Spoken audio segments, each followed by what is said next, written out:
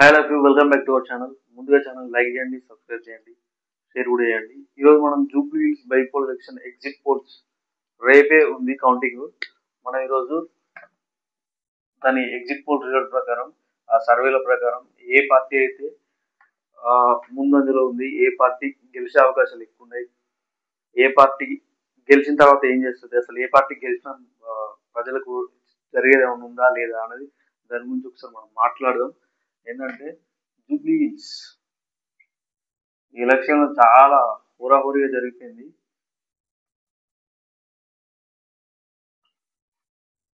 Exit polls ఏంటంటే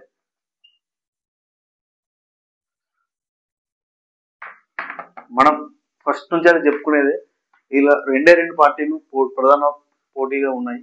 ఏంటంటే ఒకటి కాంగ్రెస్, ఒకటి బీఆర్ఎస్. బీజేపీ మనకి ఇక్కడ అంత లేదు, నార్మల్.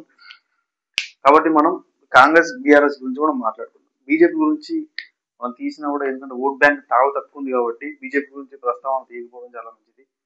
బీజేపీ చాలా తక్కువ ఉంది ఇక్కడ. నేను రీజన్ కూడా చెప్తాను, దీనికి ఎందుకు తక్కువ ఉందో కూడా చెప్తాను. కాంగ్రెస్ పార్టీ నవీన్ కుమార్ యాదవ్ ఎవరైతే ఉన్నారో అందరూ అనుకున్నట్టే చాలా మంది ఏంటంటే నవీన్ కుమార్ యాదవ్ 100% ఈసారి పక్క గెలుస్తాడు. ఎందుకంటే చాలా సార్లు నుంచి అతను పోటీ చేస్తున్నాడు, ఎప్పుడు అవకాశం రాలేదు కరెక్ట్ పార్టీ నుంచి. ఈసారి వచ్చింది, కొట్టుతున్నాడా లేదా న్యూ ఎమ్మెల్యే నవీన్ కుమార్ యాదవ్ లేకపోతే మాగంటి సునీతనా అనేది మనం చూద్దాం. అన్ని సర్వేల ప్రకారం కేకే సర్వే, ఆరామ్ Mastan survey, Naman survey,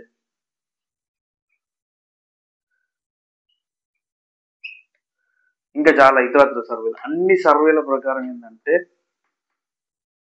100% Congress party 49% vote banking ఉంది. ఓట్ బ్యాంక్స్ 49% కాంగ్రెస్ కు 100% ఓట్లు పడ్డాయి. అది ఏ విధంగా పడ్డాయా, అసలు నిజమా కాదా అనేది దేవునికే. బట్ ఏంటంటే కాంగ్రెస్ పార్టీ ఎమ్మెల్యే క్యాండిడేట్ పక్క నవీన్ కుమార్ యాదవ్, జూబ్లీ హిల్స్ కొత్త ఎమ్మెల్యే, ఇది 100% డ్యామ్ షూర్. ఈ 49% ఓట్ బ్యాంకు ఇతనికి ఎలా వచ్చింది? తర్వాత ఇప్పుడు ఎవరైతే ఉన్నారో సునీత, మాగంటి సునీత బీఆర్ఎస్ క్యాండిడేట్ ఉంది కదా, 42% బెంచ్ మార్క్ లో ఉంది. ఇది 50% అనుకోండి. Almost bench mark Congress party అలా దాటిపోయింది. 100% కాంగ్రెస్ పార్టీ ఈ ఎలక్షన్ లో, బైపోల్ ఎలక్షన్ లో విన్ అయ్యేది. నేను అందుకే రైట్ ముక్కు పెట్టాను. బీఆర్ఎస్ పార్టీకి ఎందుకు ఓటేయలేదు అని చూసుకుంటే, ఈ క్యాండిడేట్ ఎవరైతే ఉన్నారో బీఆర్ఎస్ క్యాండిడేట్, వీళ్ళ హస్బెండ్ ఎవరైతే ఉన్నారో మాగంటి గోపీనాథ్ 3 times ఎమ్మెల్యే. కొంత వ్యతిరేకత ఉండొచ్చు, ఎందుకంటే ఆ ఏరియాలో డెవలప్మెంట్ ఉందా లేదా. ఎందుకంటే 3 times అంటే యాంటీ గవర్నమెంట్ అనేది పక్కా స్టార్ట్ అవుతుంది. అలా స్టార్ట్ అయింది కాబట్టి బీఆర్ఎస్ పార్టీ లాస్ట్ టైం ఓడిపోయింది కదా, ఈసారి కూడా అదే వర్కౌట్ అయ్యింది అని అనుకుంటున్నా. ఈ 42% ఓట్లు తక్కువేం కాదు. ఈ 42% ఓట్ బ్యాంక్ అనేది చాలా దగ్గరగా ఉంది. ఎందుకంటే జస్ట్ 4 to 5% అంతే డిఫరెన్స్ ఇద్దరికి, ఈ క్యాండిడేట్ కి, బీఆర్ఎస్ కు కాంగ్రెస్ కు జస్ట్ 5% ఓట్ బ్యాంక్ తేడా అంతే. తేడాతోటి కాంగ్రెస్ పార్టీ గెలవబోతుంది. ఏదైతే బీఆర్ఎస్ పార్టీ ఉందో ఈ సీటు కోల్పోతే చాలా మంది బీఆర్ఎస్ నుంచి కాంగ్రెస్ కు జంప్ అయిన నాయకులు చాలా మంది ఉన్నారు. ఈ సీటు కూడా బీఆర్ఎస్ నుంచి కాంగ్రెస్ కి వెళ్తే పెద్ద ఒరిగేది ఏం లేదు. కానీ కాంగ్రెస్ పార్టీ ఈ ఎలక్షన్ ని ఇంత రేంజ్ లో ఎందుకు ఊహించుకుంటుంది అంటే, కాంగ్రెస్ పార్టీ ఈ ఎలక్షన్ ని, ఈ బైపోల్ ఎలక్షన్ ని, జూబ్లీ ఎలక్షన్స్ అనేది కాంగ్రెస్ పార్టీకి ఎందుకంత కీలకం అంటే, కాంగ్రెస్ గవర్నమెంట్ అనేది అసలు ప్రజలలో గ్రిప్ తో ఉందా లేదా అనేది తేలిపోతుంది. అది ఒక బైపోల్ ఎలక్షన్ తో తేలిపోతుందంటే అది 100% అవాస్తవం. కానీ ప్రజలకి ఒక నెగిటివ్ మెసేజ్ అనేది వీళ్ళు స్ప్రెడ్ చేస్తారు. ఎందుకు? మేము కరెక్ట్ గా పాలన చేస్తున్నాం కాబట్టి ఈ జూబ్లీస్ అనేది కాంగ్రెస్ పార్టీకి ఓటేశారని చెప్తారు. ఇది 100% ఇందులో కాంగ్రెస్ పార్టీ ఆ సీట్ అయినా 100% అందరికి తెలుసు. బైపోల్ ఎలక్షన్ అంటే 100% ఏ పార్టీ అయితే రూలింగ్ లో ఉంటుందో ఆ పార్టీ పక్క కొట్టుకపోతుంది. పెద్ద విషయం కాదు. కానీ న్యూస్ స్ప్రెడ్ ఏమవుతుందంటే కాంగ్రెస్ గవర్నమెంట్ ప్రజల మధ్యలో ఉంది, ప్రజలు కాంగ్రెస్ గవర్నమెంట్ కోరుకుంటున్నారు అనేది ఒక మెసేజ్ అనేది పబ్లిక్ లకు వదులుతారు. నెగిటివ్ పాయింట్ పాజిటివ్ పాయింట్ గా వదులుతారు. కానీ ఇక్కడ మనం చూస్తే ఈ జూబ్లీహిల్స్ లో ముస్లిమ్స్ ఓట్స్ అనేవి కీలకం.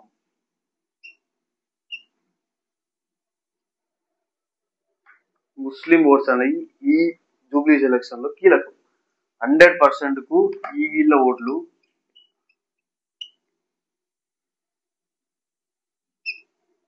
49% వీళ్ళే ఉంటాయి ఓట్లు. 49% ఓట్ బ్యాంక్ ఆ ఏరియా మొత్తం, ఆ కాన్స్టిట్యూన్సీ మొత్తం కలిపితే ముస్లింస్ ఎక్కుంటారు. ఆ షేక్పేట్ కానీ, ఎర్రగడ్డ కానీ, తర్వాత యూసఫ్ కూడా, ఆ ఏరియా మొత్తం ఏదైతే ఏరియాలో ఉందో షేక్పేట్ 100% ముస్లింస్ ఉంటారు. యూసఫ్ కూడా, ఎర్రగడ్డ, బోరబండ, ఇవన్నీ ఈ ఏరియాలోని వాళ్ళే. ఈ ఏరియాలలో ఓట్ బ్యాంకింగ్ అనేది ఏ రూలింగ్ పార్టీ అయితే ఉందో ఆ రూలింగ్ పార్టీ వాళ్ళకి పక్కా పోతుంది. ఎందుకంటే ప్రీవియస్ గా ఈ నవీన్ కుమార్ అనే క్యాండిడేట్ ఎవరైతే ఇప్పుడు నిలబడ్డాడో, చిన్న శ్రీశైలం యాదవ్ కొడుకు, ఆయన ప్రీవియస్ గా ఎంఐఎం పార్టీ నుంచి పోటీ చేసిన వ్యక్తి. ఎంఐఎం సపోర్ట్ 100% అతనికి ఉంటుంది. బీఆర్ఎస్ కు ఉండనట్టు కొన్ని ఓట్లు ఏసీ ఏజినట్టు ఇస్తారు. ఇక్కడ బీజేపీ, నేను అందుకే బీజేపీ గురించి తర్వాత మాట్లాడుతున్నాను చెప్తున్నాను. బీజేపీకి బలిపశువులు చేసిండు. ఏం లేదు, ఎవరైతే క్యాండిడేట్ నిలబడ్డాడో అతనికి ఐ థింక్ 9% ఓట్లు ఏమో వచ్చినాయి. 8.9 వచ్చినాయి. 9% ఓట్లు 9% ఓట్లు బీజేపీ క్యాండిడేట్. ఎందుకంటే ఈ ఓట్లు రావు కదా, ఈ ఎవరైతే ఉన్నారో ఈ ముస్లిం ఓట్లు డ్యామ్ షూర్ రావాలి, బీజేపీకి రావు, క్రాస్ అయిపోతాయి. బీజేపీ క్యాండిడేట్ క్రాస్ అవ్వడం వల్ల బీఆర్ఎస్ కు మైనస్.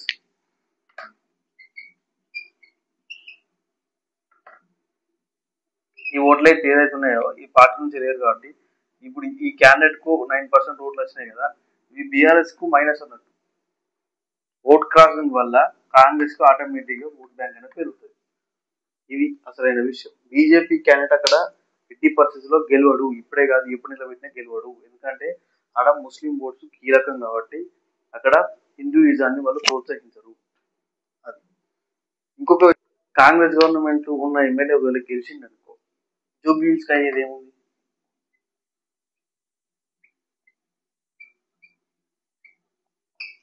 నవీన్ కుమార్ యాదవ్ గెలిచిండు కాంగ్రెస్ పార్టీ నుంచి. కొత్తగా జూబ్లీహిల్స్ డెవలప్ అయ్యేదేమని ఉందా అంటే ఏమి ఉండదు. అవే స్లమ్ ఏరియాలు, అదే కథ. ఎర్రగడ్డ ఏమైనా డెవలప్ అవుతుందా అంటే కాదు. ఎర్రగడ్డ, యూసఫ్ కూడా అయినా మీరు మొన్న వర్షాలకు చూసే ఉంటారు. యూసఫ్ కూడా వర్షాకాలం వచ్చిందంటే యూసఫ్ కూడా వెళ్ళి వచ్చిన వాడు ఎక్కడికైనా వెళ్ళొస్తాడు. యూసఫ్ కూడా వెళ్ళి వచ్చిన వాడు ఏడికైనా వెళ్ళొస్తాడు వర్షాకాలంలో, మొన్న వచ్చిన రెయిన్ సీజన్ లో. తర్వాత ఇంకోటి ఏంటి, షేక్పేట్, ఇది అసలు డెవలప్.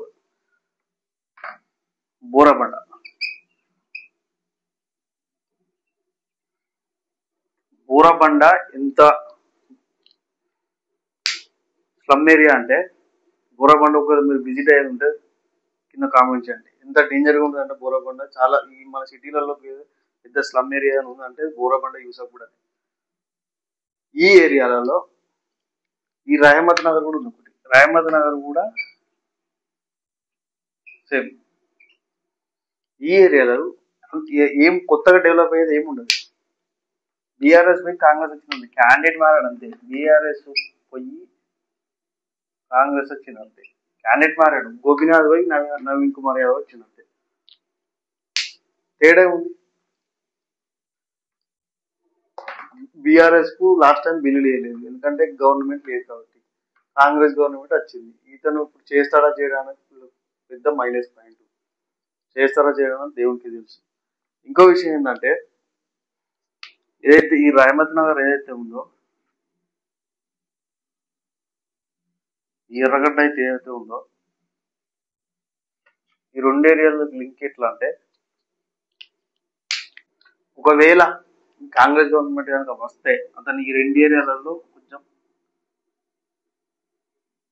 ఎక్కువగా ఫోకస్ చేసే అవకాశం ఉంటుంది. ఒకవేళ అభివృద్ధికి ఈ ఏరియాస్ ఎర్రగడ్డ, యూసఫ్ కూడా నవీన్ కుమార్ యాదవ్ ఏరియా ఒకటి, ఈ రాయమత్ నగర్, ఈ మూడు ఏరియాలను అతను ఫోకస్ చేసే అవకాశం ఎక్కువ ఉంది. అంటే డెవలప్ చేయడానికి. ఈ ఎగ్జిట్ పోల్స్ రిజల్ట్ ప్రకారం అయితే మనం చూసాం కదా, కాంగ్రెస్ గవర్నమెంట్ గెలిచే అవకాశం ఉంది. రేపే కౌంటింగ్ ఉంది కాబట్టి 100% మనకు రేపు తేలిపోతుంది. 100% కాంగ్రెస్ గవర్నమెంటే. బల్లగుద్ది చెప్తున్నాను నేను, ఎందుకంటే అన్ని సర్వేల ప్రకారం, ఎగ్జిట్ పోల్ రిజల్ట్ ప్రకారం, అన్నిటి ప్రకారం కాంగ్రెస్ పార్టీకి అనుకూలంగా ఉంది. ఈ వీడియో ఇంతటితో సమాప్తం. ప్లీజ్ సబ్స్క్రైబ్ అండ్ వీడియోని షేర్ చేయండి, లైక్ చేయండి, లాస్ట్కు సబ్స్క్రైబ్ కూడా చేసుకోండి. Thank you.